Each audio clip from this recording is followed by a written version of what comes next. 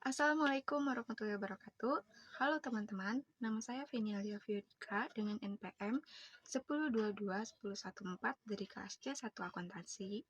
Di sini saya akan mempresentasikan tentang bagaimana penerapan Good Corporate Governance pada perusahaan PT Astra Agro Lestari.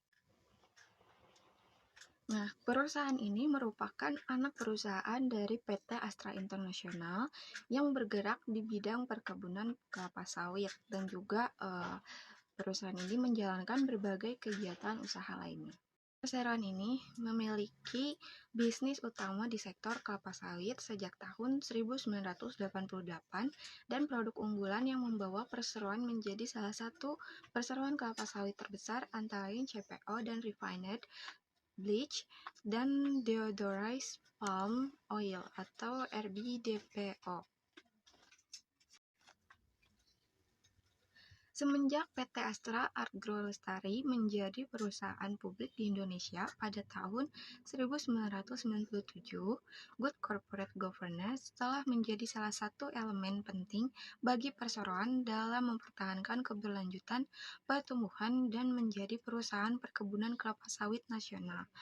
Perseroan memiliki komitmen untuk terlibat dalam pertumbuhan Indonesia dengan berkontribusi secara signifikan terhadap perekonomian Indonesia dan menjadi contoh bagi perusahaan lain dalam hal implementasi Good Corporate Governance. Landasan tata kelola keberlanjutan Astra Agro. Pada tahun 2022, Astra Agro semakin berfokus pada penerapan prinsip Good Corporate Governance dalam menjalankan kegiatan operasional. Prinsip-prinsip GCG yang mengacu pada Pedoman Umum Governasi Korporat Indonesia atau PUGKI tahun 2021 yang dikeluarkan oleh Komite Nasional Kebijakan Governasi. Nah, ini meliputi perilaku beretika, akuntabilitas, transparansi, dan keberlanjutan. Prinsip-prinsip ini merupakan pengembangan dari nilai dasar tarif atau transparansi, akuntabilitas, responsibility, independensi, dan juga fairness. Nah, yang pertama perilaku beretika. Perseroan ini menjunjung tinggi keadilan dalam pemenuhan hak-hak pemangku kepentingan. Oleh karena itu, Astra Agro senantiasa berupaya memenuhi hak pemangku kepentingan berdasarkan asas kewajaran dan juga kesetaraan. Selain itu, Astra Agro juga memberikan perlakuan yang wajar dan memberikan kesempatan bagi pemangku kepentingan untuk menyampaikan pendapatnya dalam pengelolaan perseroan. Astra Agro mengedepankan sikap profesional dan independen. Hal ini berarti tidak terdapat benturan kepentingan antar pihak manapun. Yang kedua, ada akuntabilitas. Perseroan bertanggung jawab atas kejelasan fungsi dalam pengelolaan kegiatan usahanya dengan menetapkan rincian tugas, wewenang, dan tanggung jawab untuk setiap masing-masing organ perseroan secara jelas. Nah, oleh karena itu, Astra Agro dapat mempertanggungjawabkan segala tindakannya secara transparan untuk kepentingan perseroan dan kepentingan pemangku kepentingan sesuai dengan ketentuan anggaran dasar dan ketentuan lain yang berlaku. Pertanggungjawaban ini dilaporkan dan perseroan telah menyediakan informasi yang material serta relevan untuk pemangku kepentingan dengan cara yang mudah diakses dan juga dipahami. Yang ketiga ada transparansi. Perseroan menyediakan informasi material dan relevan dengan kemudahan akses dan mudah dipahami guna menjaga objektivitas dalam praktiknya. Yang keempat ada keberlanjutan atau sustainability. Perseroan ini bertanggung jawab atas kesesuaian pengelolaan kegiatan usahanya terhadap peraturan perundang-undangan dan prinsip korporasi yang sehat.